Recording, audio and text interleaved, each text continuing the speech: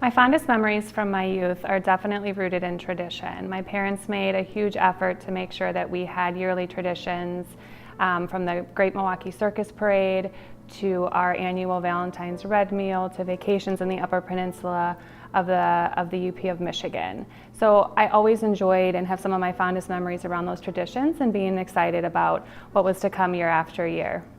My parents definitely influenced my life the most while growing up. I was fortunate to have two parents that really made a lot of sacrifices to make sure my sister and I could have all the opportunities and experiences that would help us grow and find the things that are most important and things that we really were passionate about. My parents worked hard to make sure we had all that, but they also had just as much of importance on playing and having fun while we did it. So they held me to a really high standard, which helped us to hold ourselves accountable to that and achieve the things that we know we wanted to achieve. Laughter is so incredibly important in my life. I love making people laugh. I love that what makes people laugh is different for every single person.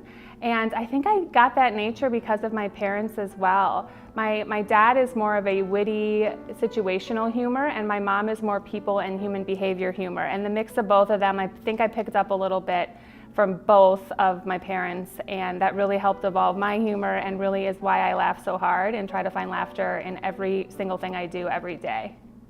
After my husband Tom was diagnosed with cancer, I never considered giving up because he never considered giving up. On the first night he was diagnosed, as we sat in our hospital bed, we decided we were going to beat this, and we chose that we were going to find the best doctors we could, get the best plan we could to beat his cancer, and then follow the plan and do everything within our power to make sure we held up our end of the bargain. And we were very fortunate to have great doctors and great nurses, but we also made that choice. And I remember sitting in that hospital bed that night, curled up, the two of us in this tiny bed, and we decided we were going to do everything we could to beat cancer within our power, and we were fortunate that we had the privilege of a diagnosis that afforded us that option.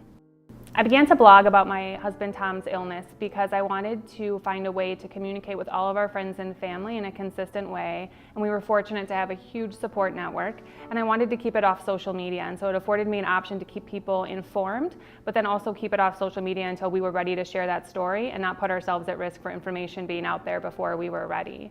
And I would encourage anyone to blog about the experience, whether or not it's public, because it really helped us look back and understand and remind ourselves what had happened. And for my husband in particular, he had some amnesia and some memory loss from his treatment, so it was a great way for him to look back and know everything that happened. And then for me, in such a high stress time, there are things still to this day that I think back and remember for the first time because it was such a high stress time in our lives, and it's a great way to look back and really be thankful for everything and all the support that we had. I wrote 128 Days and Counting because I wanted to write a book that really helped the next person in our situation. You know, you feel very helpless in these situations, and I wanted to find a way to give back, and this is a way for people to read about our journey. It's not necessarily a how-to on how to beat cancer. Certainly that's different for every single person in their situation.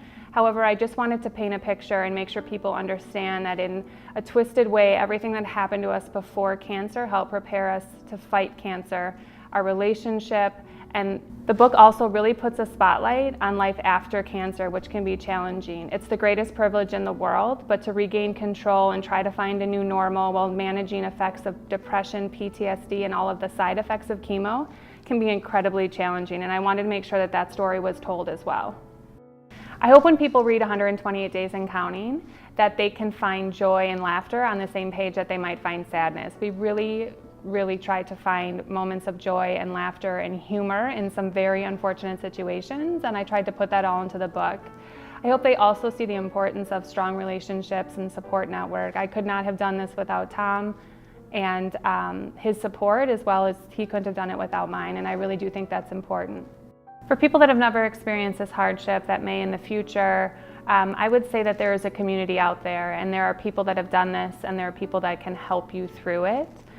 You know, you never think it can happen to you until it does, and when it does, it's really important to just pause and find the resources and the help that's there for you, and know that that is available and can help you through your own situation.